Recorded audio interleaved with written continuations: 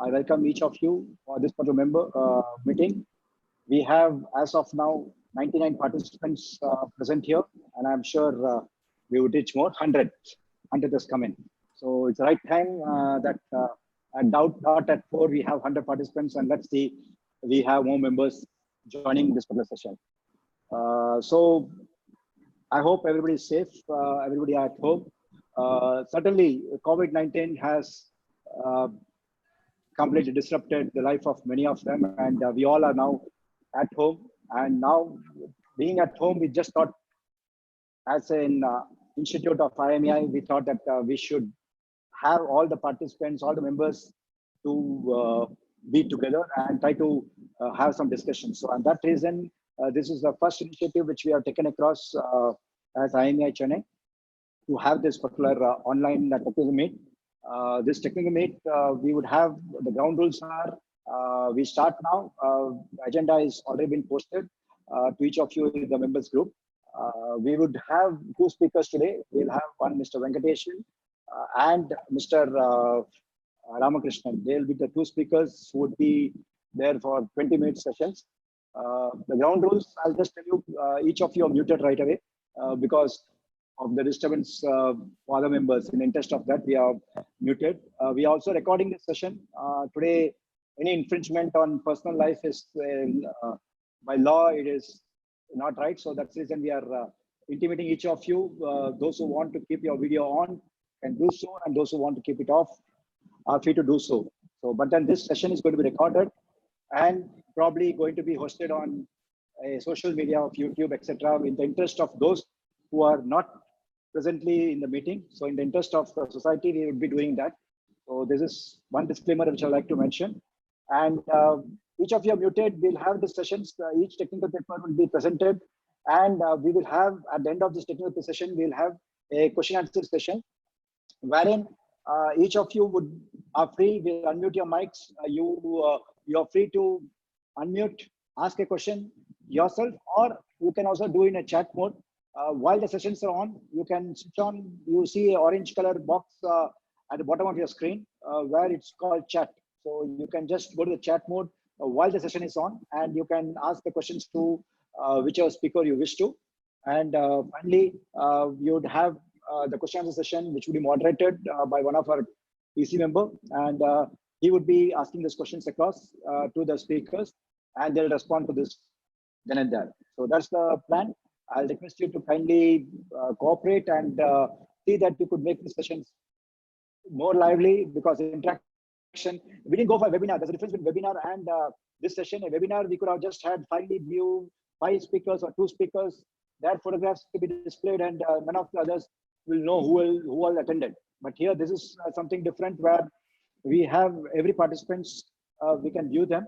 So this is slightly different, which we have been trying it out for last about 20 days. We have tried out on a personal level at our institute, and it's been proven, and that's the reason we are here with it. So over and out now, I'll just leave it to our chairman, Mr. Anil Kumar, to give a welcome address. Mr. Anil Kumar, please.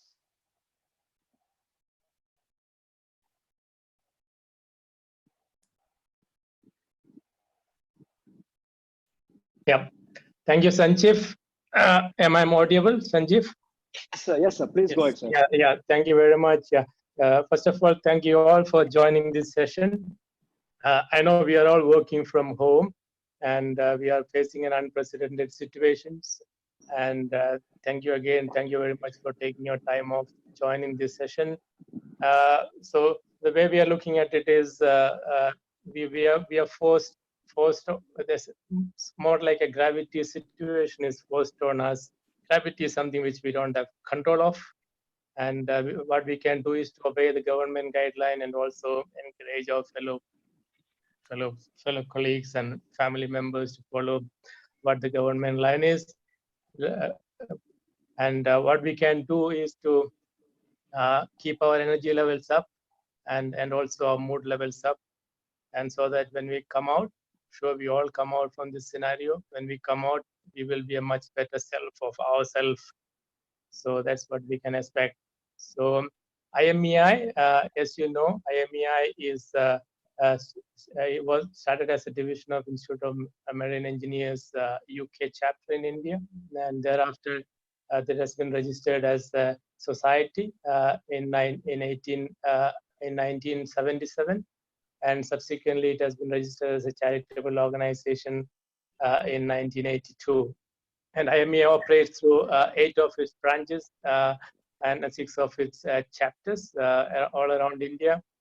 And this is one of the initiatives we said we want to stay in connect with our fellow marine fraternity colleagues. And as we are going through the lockdown, then we also thought that this is the right opportunity for us to cast the right shadow. And one of them is stay connected and share our knowledge and experiences with fellow colleagues. And that is one of objectives of IMEI, and is to share knowledge and experiences what we have and stay connected through these forums. Yeah. So we have 2 interesting papers today, and 2 very eminent speakers. They're going to enlighten us. Both are on technology related, very much relevant to the time we are facing at the moment. The first paper is on network controls in maritime industry, and second paper is on 3D printing. And both of them are again technology related, and technology is playing an important role during this time, which is helping us to do this virtual meeting. And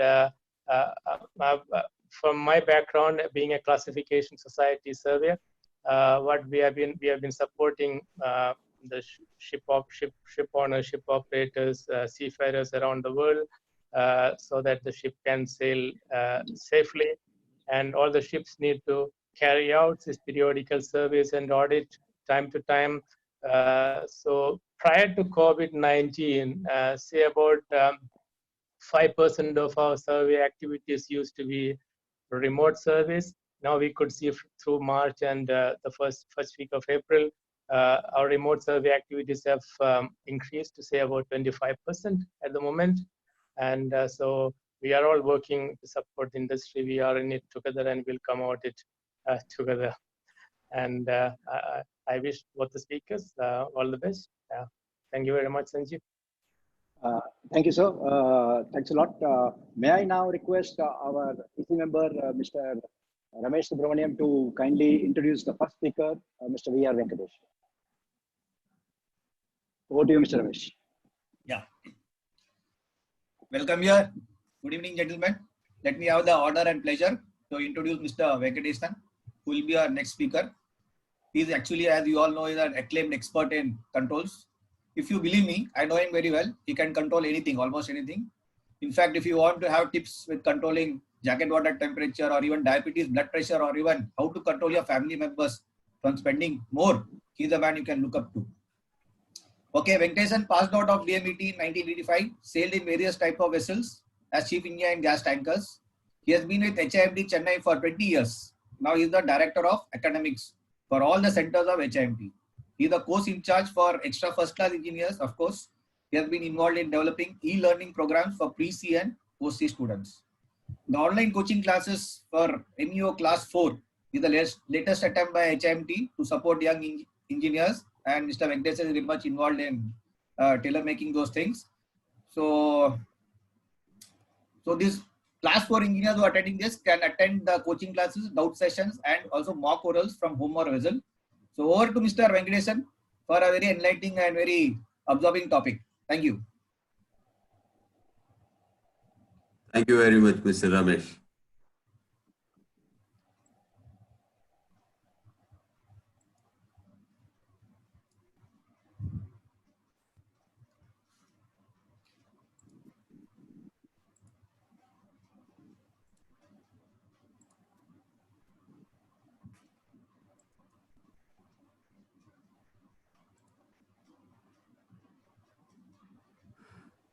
Good evening, everyone. I would like to welcome you for this class on network control in maritime industry. This is a brief introduction to a subject which is quite vast, actually. There are a few points for everyone to keep in mind. The moderator will mute your mic so that background sound does not disturb the topic. There will be a question answer session at the end of the session, so you can ask your questions then.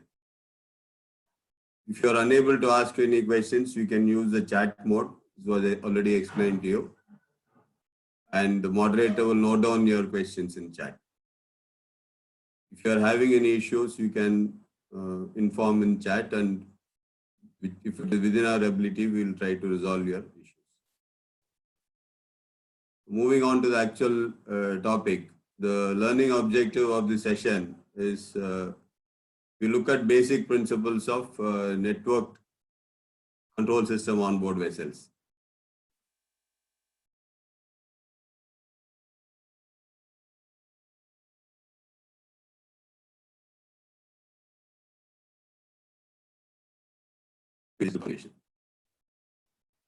We look at what is called communication protocols. And we look at what are interfacing and wiring standards.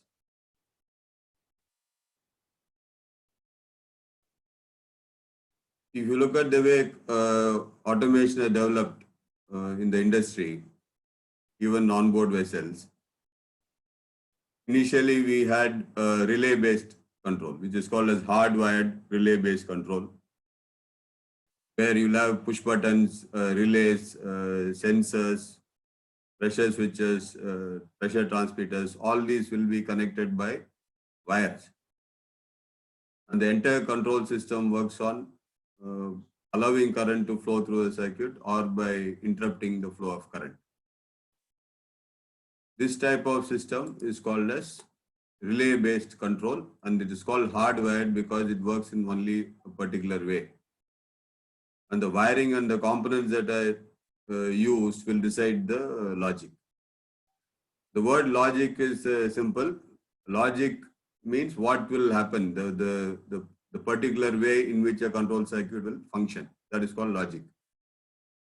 So a small diagram is here. You can see this is a symbol for a relay coil. When the coil gets energized, contacts will operate. This contact is shown here. You have all these are relay coils, and these are contacts, and they're all wired together physically by electrical wires. This table here shows what will happen next if this coil gets energized, what will happen and which line you should go to. For example, if it says 75 here, you should see 75 here, and you can see a same contact of this coil, the contact will be here. So this is the meaning of relay-based control, which is very much there even now. Then we moved on to programmable logic control. A lot of vessels have PLCs for a very long time. In a programmable logic control, the logic is not in the wiring. This is the major difference. As the word says, the logic is in the program, and the program itself is stored inside the PLC. And a PLC has a separate input side and an output side. If you take a picture here, look at the picture here, you can see this, that on one side you have the input device, on the other side you have the output devices. Input devices will be push buttons, pressure transmitter, temperature transmitters, level switches, all these, which will give signal to the controller. Output devices will be solenoid valves, motor starters, alarm buttons, alarm lamps, all those will come on the output device. And there is no direct connection between these two. Instead, what happens is this input device will give a signal. The CPU runs a program. The program has to be written and stored in the memory. And when the CPU runs the program, it will take decisions. If you push a push button here and the bulb has to glow on this side, then you have to write a program to tell the CPU that if a button is pressed here, you must energize a bulb on this side. This is the way the PLC works. And the idea of a PLC came from observing human beings. We are all PLCs, and very advanced PLCs, obviously. So do we have input modules? Do we have input sites that you have? This is the input module. So from here we get our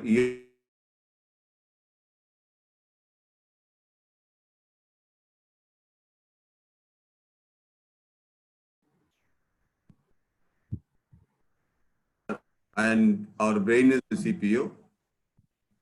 Memory is also the brain. And what we do is we just run programs. Right now, I'm running a program called lecture program, and all the rest in the group are running a program called the student program. Once this lecture is over, we'll shift to another program. So the same human being is capable of running different throughout the day. So that is how this idea of a PLC come from. Now what has happened is this has moved to a next level where you have supervisory control. That means it is called SCADA. SCADA stands for supervisory control and data acquisition. What happens here is that you have controllers in the field. That means you'll have a jacket cooling water controller in the engine room. You'll have another controller for lube oil temperature. These controllers will be connected to an HMI. HMI is a human machine interface where an operator will sit in front of a computer and he can interact with the system. Now you have systems where from one computer you can control different processes. And you also have systems nowadays where many computers will run a single plant. You will see examples of these. And now what you are seeing is this is the third or fourth level of control that you are seeing, that controllers, sensors, actuators are all connected together in networks. Often there is no distinct input side and output side. All are connected on the same side. So we have to see how this kind of control is possible. To start with, you have to have a brief comparison of what is analog and what is digital. Analog signals are continuous signals. Usually, if you take an example of current as a signal, and if you take a flow transmitter as an example, this flow transmitter has got a measuring range of 0 to 400 cubic meters per hour. Right now, there is a flow of 300 cubic meters per hour. This 300 cubic meters per hour will be turned into a 16 milliampere DC current. Because these controllers, many of you know, these transmitters have a normal 4 to 20 milliamperes output range. So 16 milliampere of DC current will be continuously flowing through this circuit. This is an analog signal which is continuously available. If it is a digital signal, it will turn into a series of voltage pulses. The same flow will be turned into, first of all, analog signal will be generated. It will be turned into a series of voltage pulse. These pulses together will say the flow rate is 300 cubic meter per hour. So the advantage of turning into this we will be seeing, but one simple advantage is, whereas this current will be a continuous flow, this will be, you have a choice. Do I want to keep on sending it as the signal, or do I stop and start again? So it is easy to send it in packets. Because of this ability, there is a big advancement in the way network control systems developed.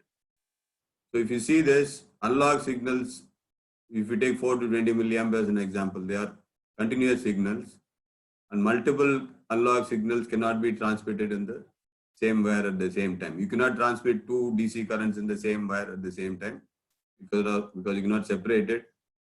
You can send one DC and one AC, but multiple AC currents in the same wire are difficult to send unless you send them at different frequencies. Then you have to separate the frequencies once again. So it is not easy or possible to send multiple analog signals in the same wire at the same time. But digital signals are made up of two state conditions. In fact, the word digital comes from digit. Digit actually means finger. So if you raise your finger, you are telling something, and if you lower your finger, you are telling something else. 0 or 1, you say dot dash, you say 5 volts, 0 volts. These are all examples of two-state conditions. And in digital signaling, this is the way you work. You just use a two-state condition and you can transmit information. And one of the easiest and early examples of digital communication is Morse code. All of us know what is Morse code, that with just two dit and da, two states, it is possible to send alphabets, you can send numbers, anything you can send. So what has happened now is that any source of information, whether it is text, whether it is picture, image, number, symbols, all of it can be turned into equivalent 0 and 1. And 0 and 1 will be turned into a voltage pulse. So a 5 volt pulse will be 1 and no volt will be turned into 0, will represent 0.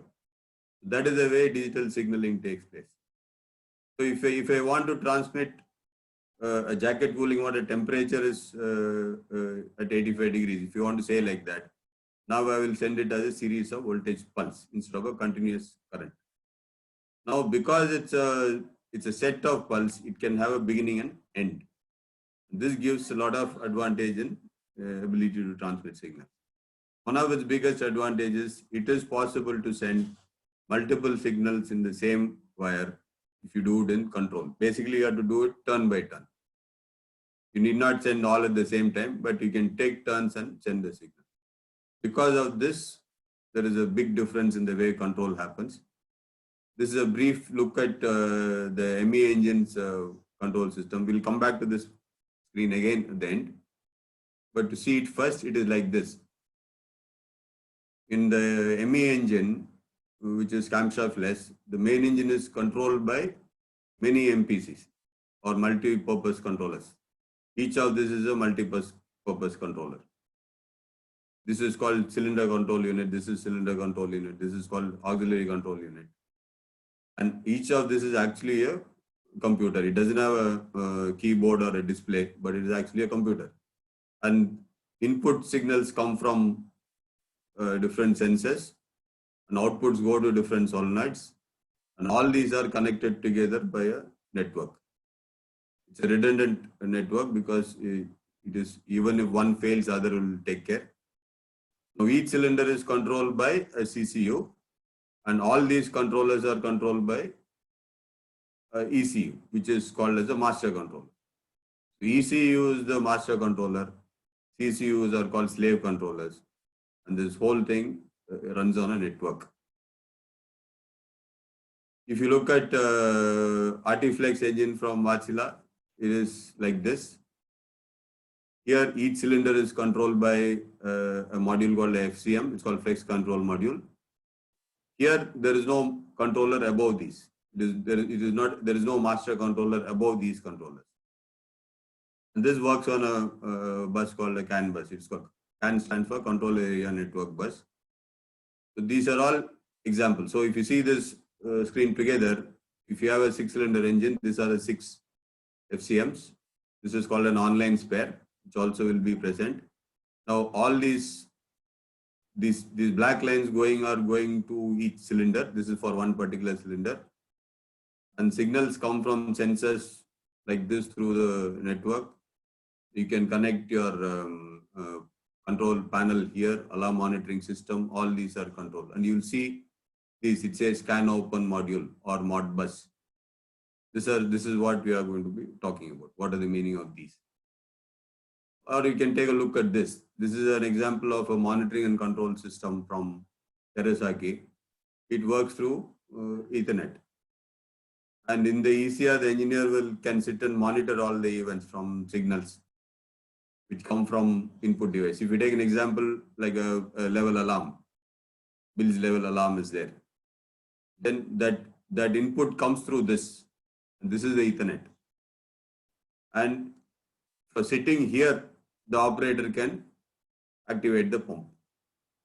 So you don't have to go to the pump control stand to start it. You don't have to do, from here we can do. So all this, many of the engineers have already seen on board ship.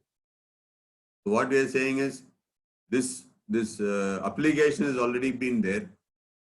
The purpose of this lecture is to look at the background to this. What is behind this kind of control system? So how do these networks function? What is the difference about this compared to other one? It is something like this. A PLC is similar to a single human being. We do different things by executing different programs. A network control, you can say, will be similar to a group of human beings who are going to communicate and getting things done. So a PLC is a single human being, a network control is a group of human beings. If you start with that, you'll understand the issues which are there. In any kind of communication, you need transmitters and receiver. So for a human being, the mouth and the voice box is the transmitter, and the ear is the receiver. So if communication has to happen, then all of us understand this. Two transmitters cannot communicate to each other. Two receivers cannot communicate to each other. If you want one-way communication, one transmitter and one receiver is enough. If you want two-way communication, then you need both. So we are called duplex system. Duplex means we have transmitter and receiver. Similarly, you will have devices which are called simplex device. If it's a simplex device, it is only a transmitter or a receiver. If it's a duplex device, it's capable of doing both. So for example, you will think a pressure transmitter it's only a transmitter. It is only giving signal. It will be called as a simplex device. A solenoid valve is a simplex device. It only accepts command from the controller. But nowadays you will see examples where a solenoid valve is also a duplex. It takes order from the controller. It also gives a feedback to the controller about its position. So you will see examples where what was considered as a simplex device are now replaced by duplex device.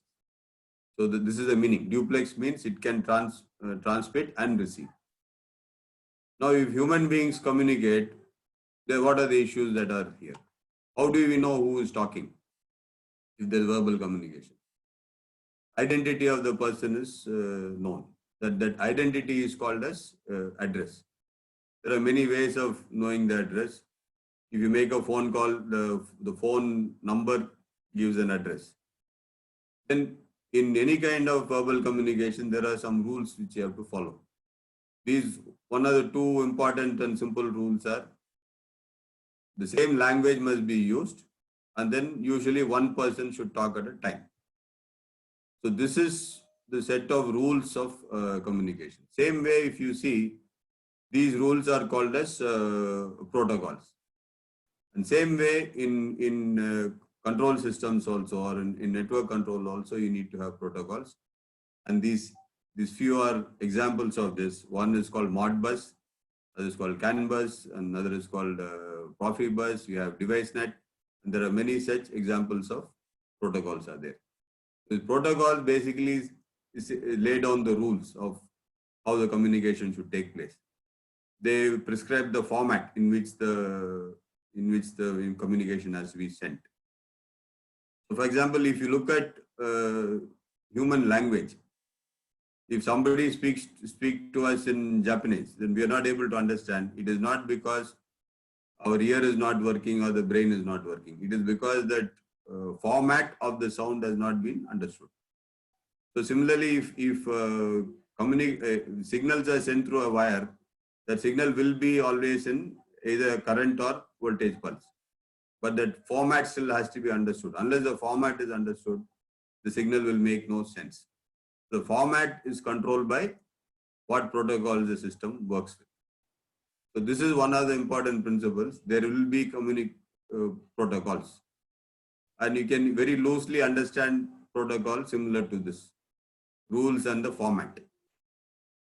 Then one more important thing is communication must be in discrete packets, which means beginning and end, not continuously.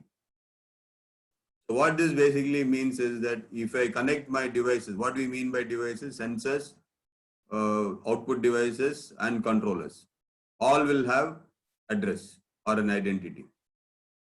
And devices will communicate as and when required and not all at the same time. So if you control these, then it is possible to simplify communication, and that is what network control is all about. So to repeat, this is the first thing. All devices must have address. And then the way the devices communicate has to be controlled. And all will not speak at the same time. All will not keep on talking at the same time. There is a control over how the communication takes place. So based on this, it is possible to have this advanced control system which we have now. One more important principle is called interfacing and wiring standard. Ethernet is an interfacing standard. Ethernet is very well known. It is widely used for computer LANs everywhere. RS485 is another industrial LAN widely used. These two are very widely used in industries now. RS232 is called as a point-to-point interface standard from one device to another standard. USB everybody knows. USB is also available in industrial applications nowadays. So all these relate to how the connectors are arranged, number of wires that are used, the voltage levels that are used. All these are controlled by these wiring standards. Nowadays there are converters. Mr. Venkatesh, if you want 5 minutes notice, please. 5 minutes. Yeah, okay. Thank you. So nowadays we have these converters which are capable of going from connecting from one wiring standard to another wiring standard. Now, one more important thing to understand is in all these communication, you should have, there are two types of communication system. One is called a half duplex system. Half duplex means it will transmit or receive only one at a time. And a good example is walkie-talkie. Walkie-talkies, we can talk and listen, but you cannot do at the same time. So that is called as half duplex. Full duplex means it can transmit and receive both at the same time. And mobile phone is a good example of this. So depending on which type of system is there, you can set up these. RS485 is a widely used network system. We can see here up to 32 controllers or even more can be connected. It is capable of connecting up to even 1,200 meters. And it can be in half duplex with a 2-wire system. This is a 2-wire system. It will work in half duplex. Or if you put a full duplex mode, it will work with 4-wire system. So that means the devices can communicate up and down simultaneously through 2 different wires. 2 wires, 2 for receiving. Now, if you after looking at this, if you come back to the same screen again, now you can understand that each controller cylinder is controlled by a CCU, but the CCU will not do what it wants. It has to be controlled by the engine control unit. This is the master controller. ECU is the governor.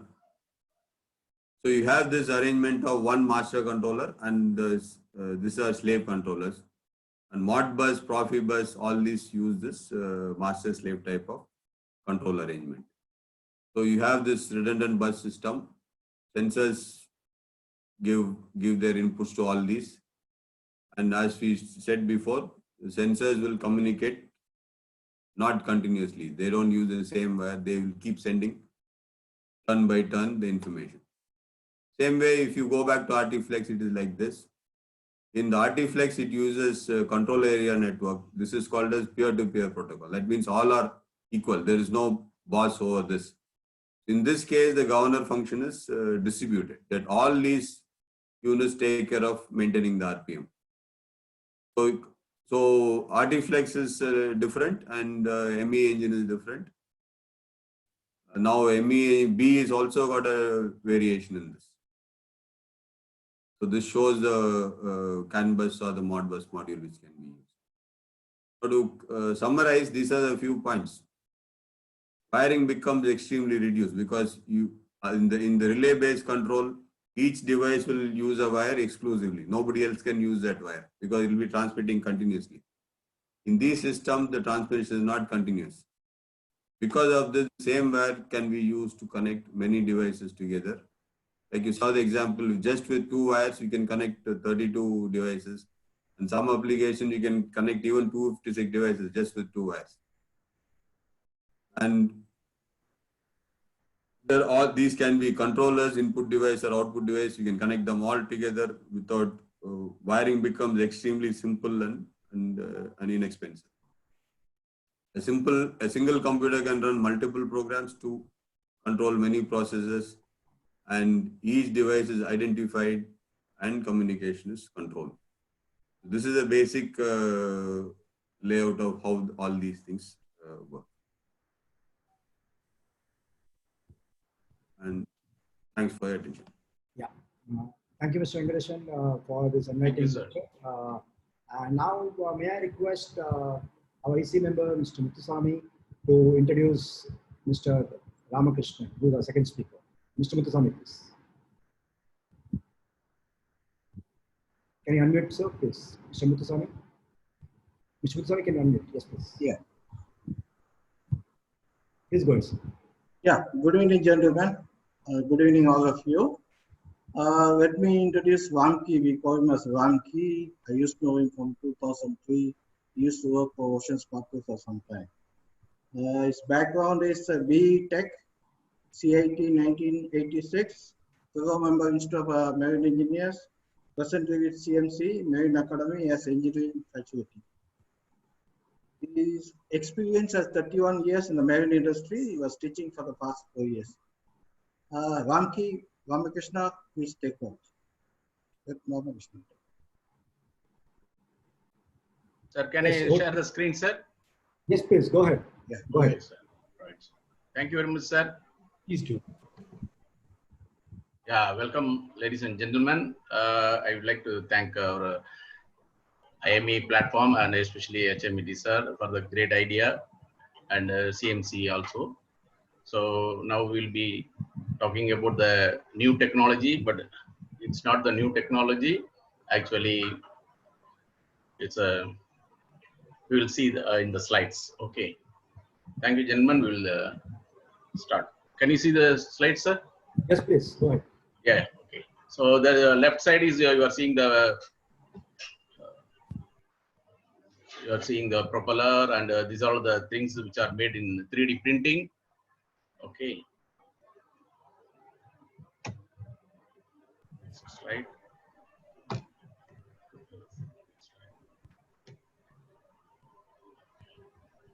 Just hold on.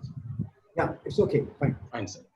So I'll be introducing about the 3D printing and general principles, materials. The time limit is there. Process, I can just a little touch it up. And advantage and disadvantage. Small case study and some current applications. Future is very important. So I'll be going through.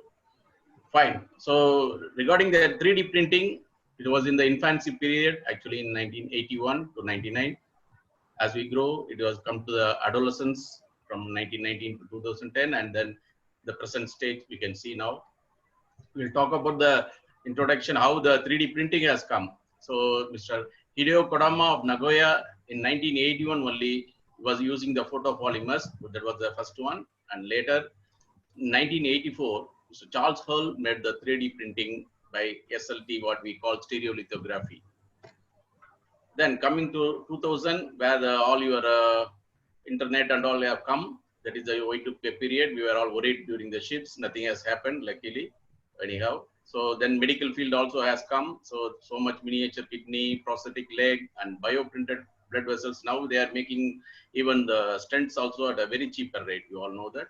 And the Shapeways is a 3D marketing place where the designers were getting feedback from consumers. Now also they are doing a great job. And fine. Now we are coming to the 2011 to the present time. Now, it's hard not to feel like humans, you know, that in the living in the future. So soon you may have 3D printed jetpacks, which we are seeing in the amusement park, which may come into a terrace also. So fine. Now the price of 3D printers have been falling down, and the accuracy of the 3D printing has been improving. You all know that. Innovators are no longer limited with the plastic. So whenever we ask 3D printing, where I was just taking a small survey, so they said, what is 3D printing? People are aware, marine especially, and they say it is limited to the plastic. We are going to see the following slides will prove that we are coming much advanced. And world's first 3D printed unmanned aircraft also done. And all the car manufacturers with the prototype, they are doing good job with the 3D printing. And fine. Now we are coming to the lesson learned. Before touching anything, Marine was watching others, what they are doing. So actually, the induction in Marine of 3D printing was started by 2015. So what the lessons we learned from automotive industries and aircraft and defense, all they said inventory costs can be reduced and logistics, whatever is there, centralized production, so many things are there. When we see the advantages, we will see. So after knowing this, now we are confirmed, okay, we made the meeting like with the Port of Rotterdam and the 28 business agencies in the 3D printing marine space in the year of 2016. The same time, Green Ship of Future and 20 industry partners have explored this opportunity. Finally, they come to that, and in 2017, what was the propeller which you have seen in the first slide? That was the first world-class approved, that is a propeller for the tug. It was from BV, Bureau Veritas in Netherlands. Next one. Now, I have been talking, okay, what is 3D printing? Let us see. Very simple principle. Sar has already talked about the networks. When you see that one, this one will be very simple. So now first slide is talking about 3D CAD model. We will be taking the blueprint, same like your inkjet printers. So you are all aware of this computer design, that CAD designs, and that will be sliced. Next one is sliced. So how many layers have to be made? So that is the slicer will be there, and then it will be connected to a printer. Just you have to connect the USB. That's all. How you take printout, same way you can do that. But the printer should know the language. So it needs a machine language. So it has to be done by the .stl, that is a same STL format file, and lays down the successive layers as per the requirement. Finally, anything is there, you need to come out. When you come out also, you need some makeup. So finishing is a cleaning, surface finish, and if it is required, heat treatment is also required for purpose. All right, gentlemen. Now we are going to see what are the materials. We have been always thinking 3D printing is a toy. They can make toys and all. No, we are going further up. See, these are all the filaments like your film rolls. So they are all made up of different plastic, ABS, they call nylon, metal, and wood also. And metals, you can have these brass, bronze, platinum, silver, gold. Somebody asked, how can we have gold and all? Anyhow, the ships are not costly, but this is for ornamental. Okay. So aluminum filaments are also used. Wonderful. So next one. Can you all make out this? Very simple. These are all made by this one. Metal, this is a turbocharger. And also the propeller, what we have been talking. These are the small examples I have been seeing. But very just before, when we see the students going for the exams in the bike, sitting at the pillion driver, they will be reading the books. Same way I was also going through. So I came to know that MAN BMW has made a cylinder head in the 3D printing. So which is weighing so many tons. So that I couldn't include. I just gone through that. Wonderful. What I have to do? I have to have a printer. See, this is a small domestic printer. And this is a computer where you feed this CAD software, and the slicer also it's a software. So you will be feeding, it's nothing but your CAD software only, and it will be transferred to the printer. So very important things you have to make sure is the 3D printer documentation. It should be compatible. So you do all these works and connect it to the printer. If it is not compatible, then big problem. You are in. And also, it can make these composite materials with this PLA or ABS plastic. You all know that nowadays, even a Japanese bulk carrier, the hatch covers have been made with the composite materials. And even in a car carrier, you have the bottom floor with the composite material. Coming to India also, Kerala, all these houseboats are being made with the composite materials. So it's all, we are all 3D. Okay, now what are the process? So the first question asks whether it is standardized. So they also think about this. So the ISO ASTM 52900 standard, which was created in 2015, will give the standardization. And there are 7 different categories in the manufacturing, and you have 11 different types. I will just tell you. This is all the FDM is fused deposit monitoring, SLA, MSLA, DLP. Depends upon the material what you are using. Thermoplastic, maybe resin or powder. Then for the metal, again, the question comes. Okay, now I use this for stainless steel, bronze, binder jetting, and for this resin again, TOD. And finally, this is a G is completely concentrating. They are the in advancement in making the metals. GE Electric, they are spending so many millions in this project. Fine. Now, this is a simple FDM machine. It has got a feeder. We can show you in the later seminars. We can bring ask the person to bring this also in future seminars. Fine. This is the machine, how it is fed, and you see these are the two.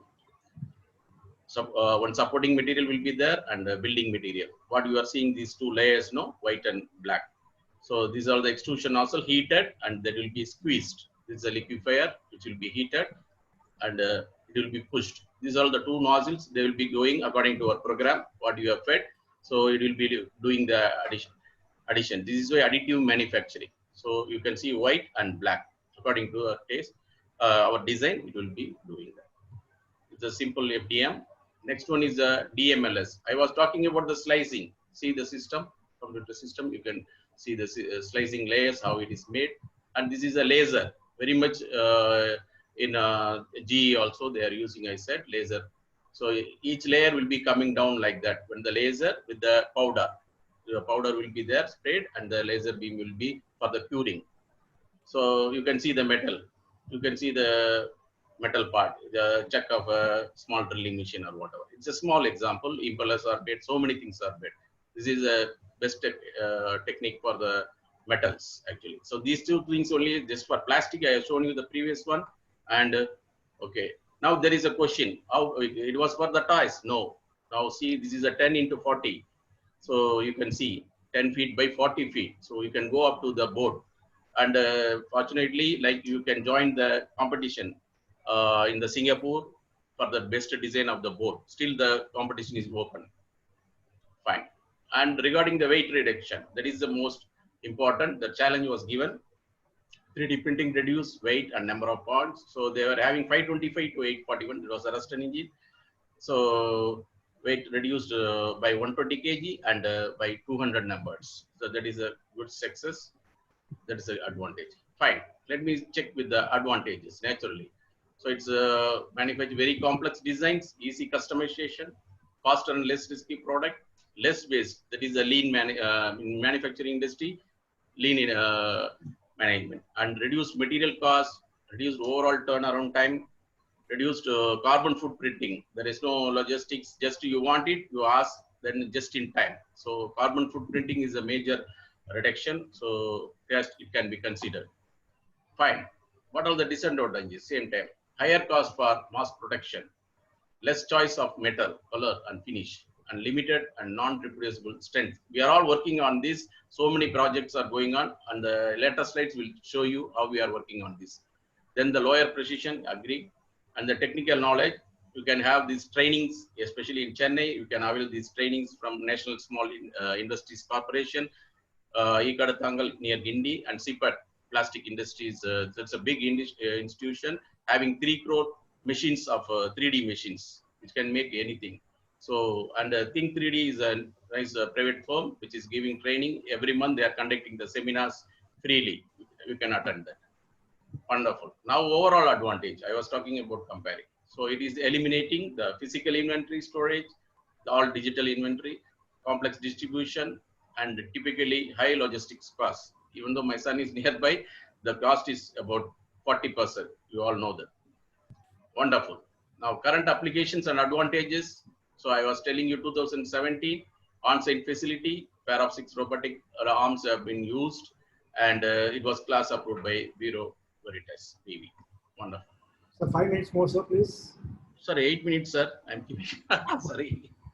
Anyway, 3D printing. Yeah, but 3D printed scupper pluggers have been given with Williamson. See the case study by our Indian Navy. Wonderful case study.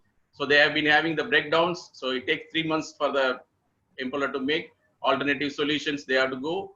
So they have done this 3D scanning, reverse engineering, FEA, CAD, and 3D printing of impeller. Wonderful. See, this is the conclusion for that. 3 days time, 3 months to 3 days, cost is 40%, quality comparable, no compromise. And the weight is also from 9 to 1 kg and better fuel efficiency. Wonderful. They said it is beneficial for them. Digital repository. So all the drawings can be stored in a digital repository. Anytime they can get it. And lower cost to the alternatives. Wonderful. Now what is happening now? ABS is become the first industry. This is the latest when I was preparing the PowerPoint. First industry that accepts the 3D models for the class surveys. No more 2D drawings and all. They can very well accept the 3D models. And again, all these passenger and bulk carriers, all these companies, 6 early adopters have joined with the Williamson Marine's product division for on-demand editing. They are doing well. And also just in Musk also on board 2 ships, they have already installed these 3D printers. Just you have to push a print and you can get the part. It's still in use. And regarding Norwegian, Kongsberg is using an end-use 3D printing component in mass production. So that's what I was telling you. And they are using subsea measuring equipment also. Lloyd Register also doing with the 3D printing competition. I was telling you about the boat. Still it is open, Singapore. And Singapore Shipyard, Semcap Marine is also with the DNVGL qualify for the construction repair project. They got the certification. Wonderful. And what is now shipparts.com is a major player in the Singapore with the NIP, Nayang and ABS, and there is a big project coming up. Coming up means they are already started in April 2020. It's a 10-month project, having 2 phases. First phase having all these procedures, as especially when you are asking for the strength and all the what is the test. So our tensile, chemical, all the tests and things will be done in the first phase. Next phase will be printing the metal, for example, pump impeller. And by January next year, we will have the project completed. And also now, the future looks extremely bright for this technology and the benefits it will bring us. In fact, the future is so bright that we may need all some 3D printed sunglasses. And also, when we are seeing the 3D printing, it was in a baby state, infancy and all. Now, what stage we are here? So we have to grow up. So we will know we have to disruptive the design master and solid 3D modeling by a printer experiment, move on to the print prototypes and models. So we know where we are now and we can proceed. And questions, my email ID is amramki65@gmail.com. And as usual, our meetings always end with the cocktails. So this is a 3D also takes care of the cocktail. It's a 3D printed cocktail. It's not a glass, more than a novelty device. Who are not strictly dietary regimes, they can use the water, and with the 3D infusion, you can have this plain water into the flavored package beverages without needing to add sugar.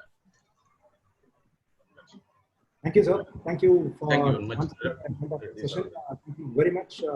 May I request our treasurer, Mr. Suresh Shenoy, to kindly just ask the questions because there are a few questions which are already posted in the chat mode.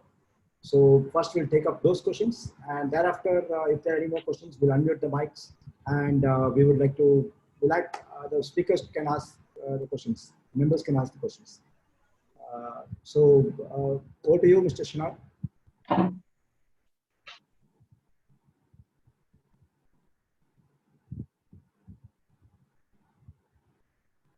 Mr. Suresh Shenoy, please.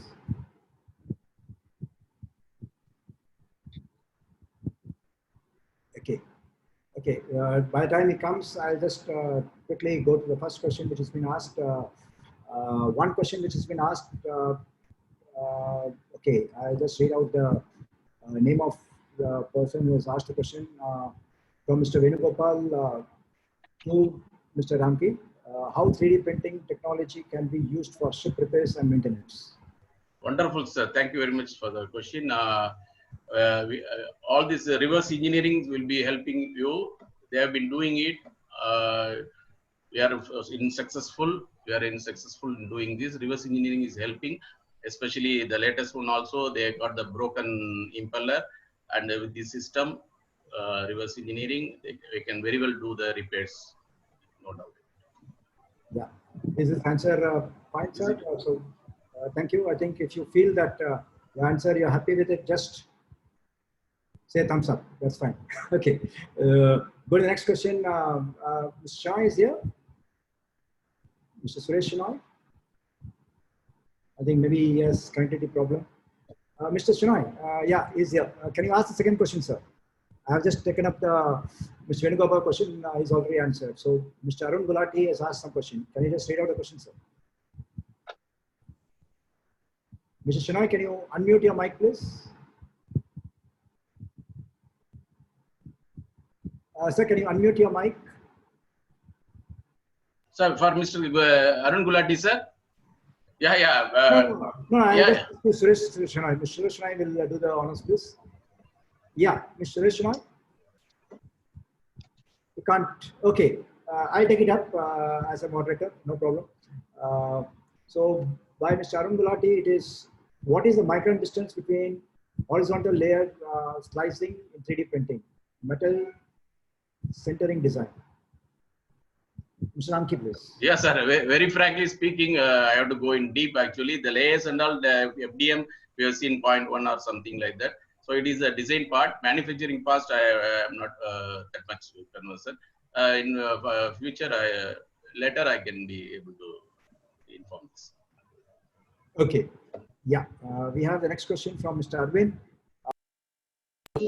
About approximate cost different sizes of machines. Come back, sir. Please tell us about the approximate cost of different size of machines. Yes, sir. It starts from 10,000, and I would like to tell Mr. Selvaraj, who is our Institute of Marine Engineers member. He was a dean in Regional Engineering College, and now in RIT in department. So they are all making, the students are making the 3D machines in their college. Actually, when in automotive engineer show, I met him. So they are doing it as a project and all. So even they can make it for 4,000, 5,000. This is a minimum. And as I said, it can go up to 3 crores also, which we have in CPET. So dollars, since we are in India, I would like to talk about rupees. Yeah, Mr. Shinoy, the next question. Yeah, someone wants to know the reference book from Mr. Venkateshan. This question is to Mr. Venkateshan.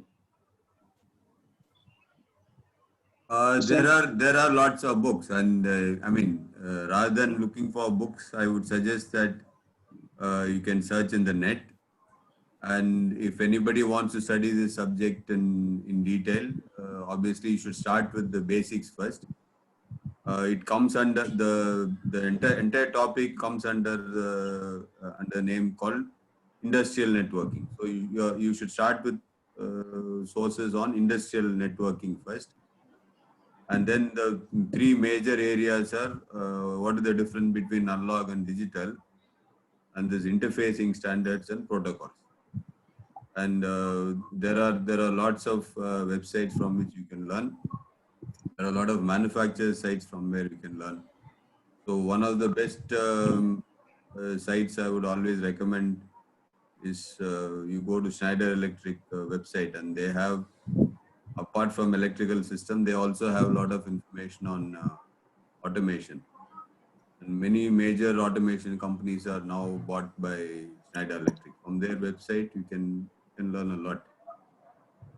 Books are there, of course. You just type, you can find out. I don't have a hard copy book at all. I don't open a hard book anymore. I study everything from the net. Okay, thank you, Mr. Venkateshan.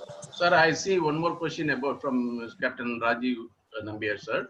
He was asking about, please clarify on the disadvantage mentioned, not suitable for mass production. It is not like that, sir. Actually, for 1,000 to 1,000 numbers, it's still okay advantage. Return of investment, especially the return of investment is the major issue. So there we are having the problem. So for the mass production, still we are all working on that. Thank you, Mr. Ramki. Mr. Ramki, I will request you to kindly the speakers, because I understand. Let Mr. Shinoy ask the questions, because he'll have to moderate the timing as well. Otherwise, it will be difficult to handle things. So, yeah, Mr. Shinoy. No, You're done with it. Then we will open up we'll unmute everybody, and those who wish can just unmute themselves and ask the question directly. No problem.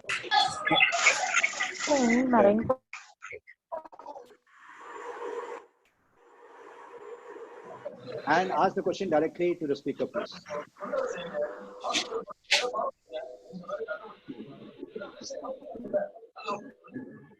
Yes, please. Is there anybody who would like to ask any question to the speakers, please? You can unmute your mic and ask directly rather than going on chat mode. Sir, I have a question, sir. Yeah, Mr. Sriraj.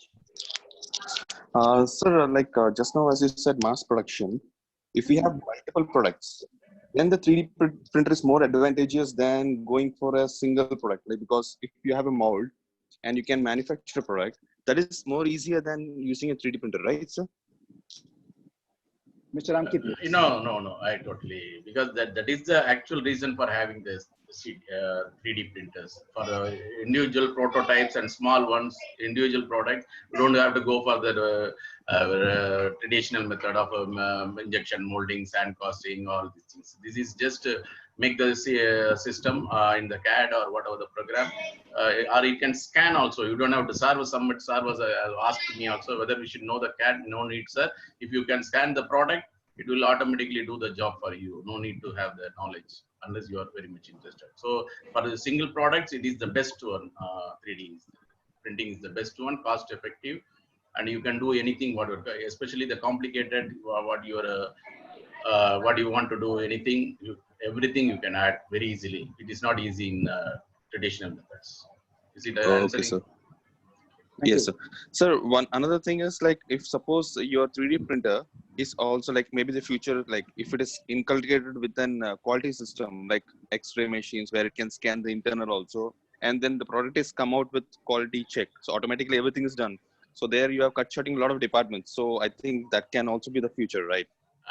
Thank you very much. There is also in the thing, all the surveys, DNV, all these surveys, once they send, these are all authenticated programs, the softwares. So they are all being tested, and like that, that only can be, you can manufacture. If you are asking for like, you get the spares even for, suppose the seal is costing 5,000 and you go for a $2,000 spring, like that, we cannot give the guarantee. Whereas, as you said, is actually spareparts.com is taking care of that. They will send only the genuine software where you can get the reliable one, where it is been certified by the classes. Is it answering? Okay. Your suggestion okay, is sir. welcome. Thank you, sir. Yeah, your suggestion. Thank you, sir. Thank you. I have a question. May I ask? Arun Gulati. Yes, please. Yes, please. Please go ahead. Sir, I believe that no machining and no assembly is required in these printers. Is that correct? To a certain extent, sir. But when I saw the videos and like that, some buffing is needed, brushing is needed, cleaning is required. Some metals may need a heat treatment, but they will put the strengthening also. When you are doing the drawing, some overhanging FDM and all, you need to put some supports when you are designing only. So it will automatically ask you, even if you are not drawing, it will show you have to put the supports and all. So those supports to be removed, just with a small knife you can remove. That is not a big, and now they are coming up with the cleaning liquids also. It will automatically melt the supporters also. The things are going on really very fast, sir. The technologies, whatever the doubts and whatever the difficulties, they are going full research, sir. So that is about that one. Naturally, the process is minimized, I can tell you, not 100%. Small fine touches has to be given. The wastage is very minimal if you compare with the traditional techniques. Thank you so much, sir. Thank you, sir. Is there anybody who would like to ask, please? It would be good to hear some voice rather than chat. Please feel free to ask your questions. Yeah, I have seen that, sir. How much is the wastage of problem? Hardly negligible. You can say negligible, sir. Sir, I mean, percentage-wise, they asked, it's negligible, and they are trying to recycle also.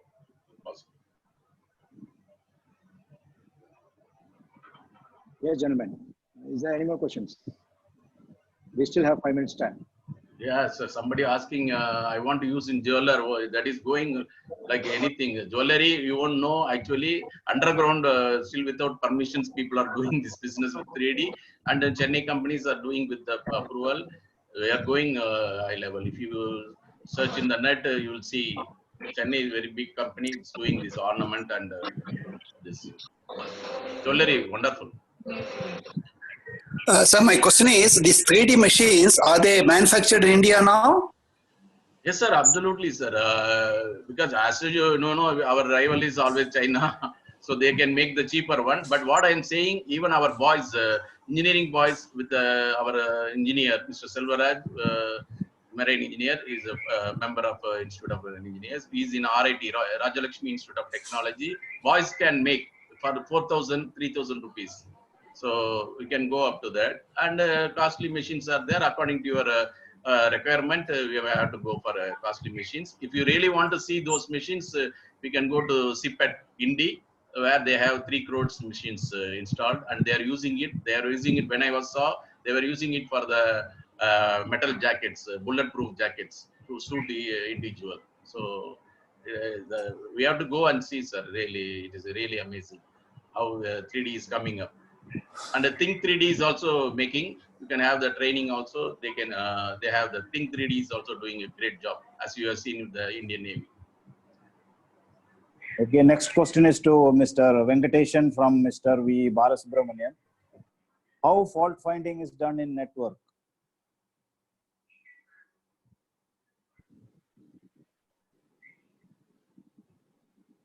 The network. Yes, they are saying the fault finding in PLC is through ladder diagram. So in the network, how do you do the fault finding?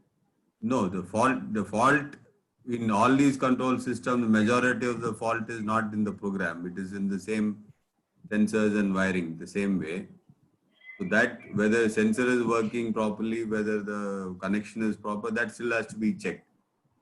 But rest of it is communication. So it is just like how your computer network fails. You want to see whether one computer is able to address the other computer. So it's same like the procedure you follow in LAN, how you say that I want to communicate to another computer.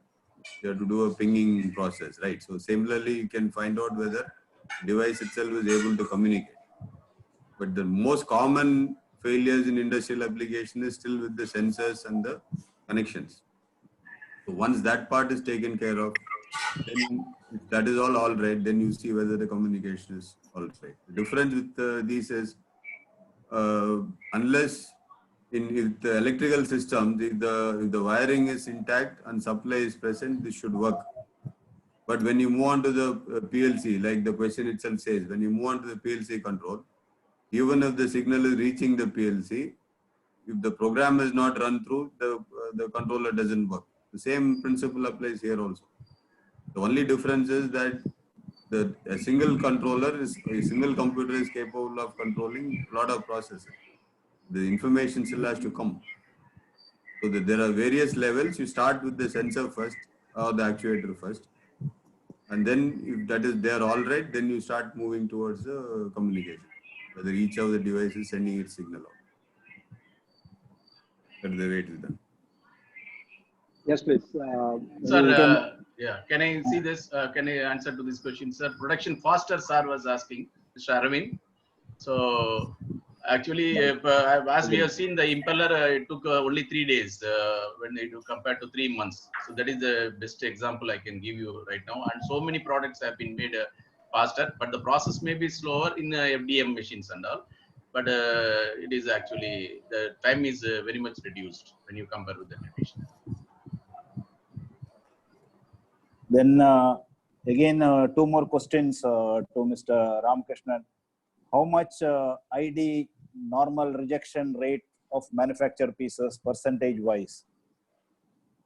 Frankly speaking, I am on the theory side. I am in teaching only. I have been going through. Okay, I will be doing, sir. But actually, wastage is very, very, very minimal. Each product is varying, even though you are giving the same software. That's what I have seen. Variation is there. All the class surveys are also, they are very particular. Still, they are trying to minimize with the latest technologies. Soon we will be coming up, but there is no rejection. As you said, there is no rejection. The finish maybe will not be that much. There is no rejection also. Okay, next question. Do you need separate machines for each item? Clear, sir. Each item means Suppose different items. Want to print different items or manufacture different items. So will one machine take care of all the needs? that's what, sir. Depends. Small machines, you have limitations. If you have to make a board, you have to go for the 10 by 40 feet. So according to our sizes, the machine also varies. Price also varies. It starts from 10,000 to 3 crores, I said, in India. Yeah. So, Mahindra here. Yeah, who is it, please? To Mr. Venkateshan, sir. What is the difference between Modbus and CAN bus? Modbus is a master-slave type system. Like you saw in the ME engine, there is a master controller and then other controllers or devices will be slaves. Okay. So that is the example of Modbus. Modbus always has a master and then there are slaves. CAN is a peer-to-peer system. That means there is no master. The control will be shared between all the devices. Actually, you have to have a controller, but when you put multiple controllers, all the controllers are equal. If you have only one controller and others are sensors, then it is different. But when you have multiple controllers, like you saw for the Artiflex engine, each cylinder is controlled by one FCM, and all the FCMs are equal. And the decision of how much fuel is to be injected is taken by all the cylinders, all the FCMs, not by any controller above them. But what you see in the ME engine is a Modbus Profibus type arrangement, where you have the ECU as the master, engine control unit is the master, and the engine control unit is the governor. It will decide how much fuel is to be injected, and that order is given to the CC. So ME engine is an example of master slave, and Artiflex is an example of peer-to-peer. Sir, I have a question to Mr. One more Venkateshan. Sure, sir. I could see. Yeah, go ahead, sir, please. Mr. Aravind, no? I have one more question. Please go ahead.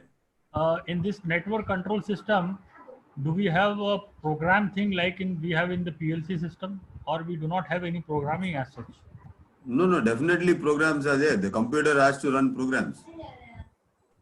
Computer runs. That is how it takes care of the entire thing. So it is more advanced than a PLC. A PLC runs a dedicated single program to take care of one particular machine. In a network system, you can have one computer running your entire engine room. So it will run multiple programs at the same time. Definitely it runs only with programs. Without the program, it will be just junk. So sir, that means these in Artiflex system, these FCMs are being programmed, yeah? Yes, they all need to have program. All of them need to have program to run. That is why you have an online spare already connected, Right, sir. in line. Without that, for it to come into use, it has to be in place. So any kind of control, apart from relay-based control, runs with stored programs. Thank you, sir. Thank you very much. Sir, I have a question to you, Mr. Venkateshan. Yes. Yes, sir. Like in ME engines, we have got ECU, two pair of ECUs for redundancy. How about the Artiflex engines? What is taking care of the redundancy in the Artiflex engines? No, that is why one online spare is there. And if one CCU or one FCM fails, that particular cylinder will not function. But the common functions like maintaining common rail pressure, pressure is shared between FCMs. So failure of one FCM will not result in failure of the whole engine. That particular cylinder will not function. Okay, sir. Okay, thank you. Sir, answering to Mr. Arvind, how can these machines be used? It's a wonderful question. Marine engineering as a teaching tool. Wonderful question, sir. All the other countries are from the school basic KG only. They have started introducing the 3D machines, and we can very well explain. Actually, different countries have got different education system. How when you see, they say Japan, they show the 3D model.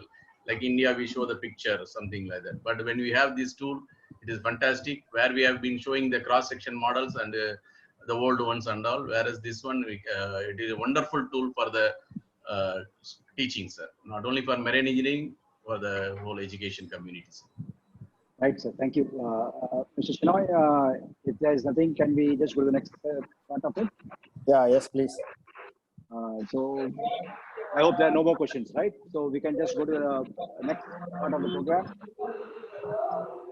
Yeah, gentlemen. So we'll again mute everybody, please. And the next part would be, we will just take a quick round of feedback.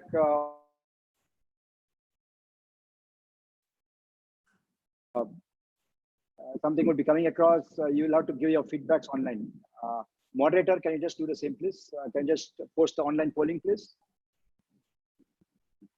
I'll request each of you to kindly give your feedbacks so that feedbacks are valuable and everything.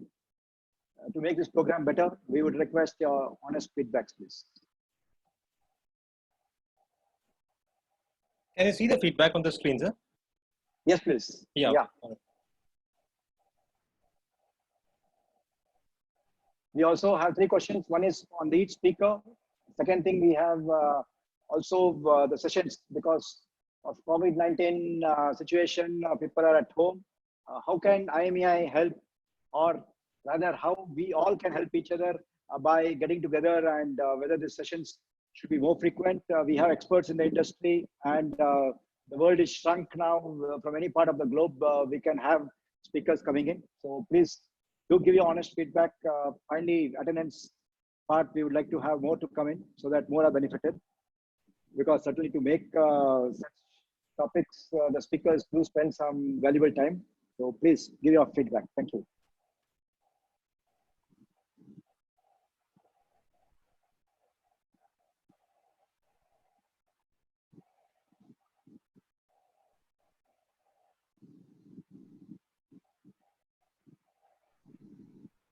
Yeah, I believe as of now, how many are 42 plus 20, 62 have given their polling. If anybody is left, please, before this moves out of your screen, can you just give it? And Kevin Subra, once it's done, let me know, please. Yes, sir. The polling is closed, sir. I think somebody closed the polling. So what's the next thing you would like to? Yeah, I can share the results, sir, if you want. Yeah, you can share the results, please. The third part was not answered. Anyhow, the results are on your screen, please. Each of you can see the results. It's online as regards the feedbacks which we have got online. It's an instant feedback based on the poll given. So almost 38%, 61% of them feel that you should have a weekly session. 15% say that we should have fortnightly. 18% say that probably make it on a monthly basis, and 6% okay. Yeah, the feedbacks wise, I would say more technical sessions are required. Probably our committee would be discussing on the same. We do have a committee meeting today after this, so our committee would certainly address on these issues and certainly come back with you on this WhatsApp group and other means of communication. So thank you, gentlemen. May I now hand over the session to our Vice Chairman, Mr. Jay Kumar, to propose the vote of thanks. Good evening, gentlemen. Thank you. It's my pleasure. It's always good to give a Thanksgiving right from home. It's been an excellent session. I want to thank the speakers for choosing a topic of such relevance in today's world. Mr. Venkateshan, I've been learning from him right from during every revalidation. He's an excellent teacher. Thank you, sir, for showing us about networking systems. In fact, Ramesh, while introducing him on the lighter vein, he told he would also teach how to control people at home. That would have been very relevant during this COVID time. I didn't know that when I was doing the training there. Thank you, Mr. Venkateshan. You have so many skills which we will use it next time. And 3D printing technology is so relevant today. And thank you, Mr. Ramakrishnan. I've known Ramakrishnan in Sanmar and for a long time. He's really matured as an engineer. Now he's an excellent teacher too. Thank you, Mr. Ramki, for choosing a very relevant topic and explaining in very simple terms on how 3D printing can help us in marine engineering and for ships. This has been a very lively session with so many participants. Started, I think we peaked almost 140 participants. I want to thank all of you to take your time off to attend this program. I want to thank the secretary for organizing this meeting. It was a beautiful effort, flawless and impeccable. It's a beautiful thing. I want to thank the chairman for introducing the technical meeting, Suresh for taking the questions. I have to skip the people, my helpers and all. There are nobody here. I can't invite you for a cup of tea after this, but please go and have a good cup of tea yourself. I want to thank you all. I want to see you again soon, maybe weekly, if more volunteers come in to share the knowledge, or as soon as possible. Thank you, gentlemen. Over to Sanjeev. Yeah, thank you. Thank you, Jay. For sure, it was a good, no sessions are complete till the time you have good audience. And above all, I would like to thank each of the audience who have come in large numbers and a few backend from the team, because the front end is fine, but even the back end, though they are no helpers, but then zooming and probably having few people spotted, a few backend moderators were also there. So thanks to them as well. And though we don't have normal samosas, which is generally after meeting, one of the monitor, can you have some e-samosas, please? We can send Swiggy. Yes, thank you. You can send a Thank you. Swiggy. So that's very cruel. You can send a Swiggy coupon. Swiggy also is closer. Now we'll have some tea and snacks. Anyhow, thank you once again to each of you for these wonderful sessions. And certainly we'd like to have such technical sessions furthermore. My humble request would be to kindly, those who are interested could kindly send WhatsApp or email to IMEI email ID or to me or one of the committee members, so that the committee can decide and we could have such sessions to keep us all active. Thank you, gentlemen. Thank you for the session. Once again, on behalf of Complete IMEI Chennai branch, I say goodbye and signing off here. Thank you. Thank you very much, sir. Thank you. Thank you. Bye. Thank you.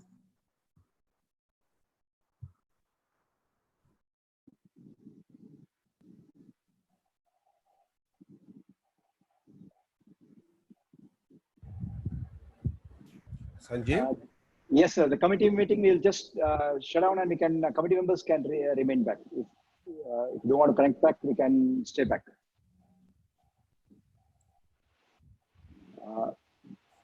Mr. Jaykumar, Mr. Anil, Mr. Shenoy, and others.